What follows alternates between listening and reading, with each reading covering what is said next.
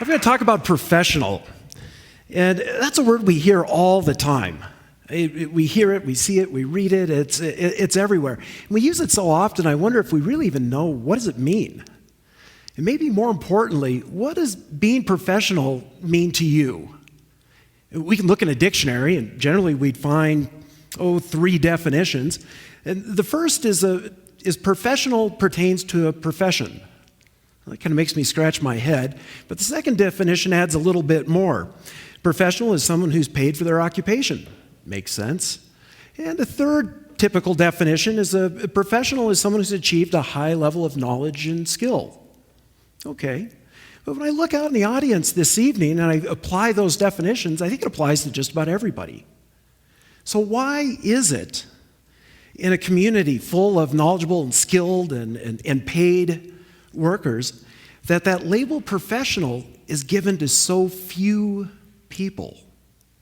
Well, I think it has to do likely with the value of the service that's delivered.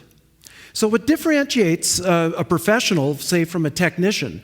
A technician is a very skilled and savvy, knowledgeable person. But the difference between the two, the professional delivers judgment. Yeah, that considered decision, that valued judgment. In fact, the more uncertainties we face, the more important judgment becomes, and more important the role of the professional. But professional, it's an odd word. I mean, it's not just a label or a title. It also can be used to describe or mean attitudes, behaviors, and actions. Think about it for a minute. If we combine those three, the effect of those three has some pretty profound implications.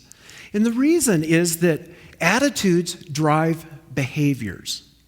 And behaviors drive actions.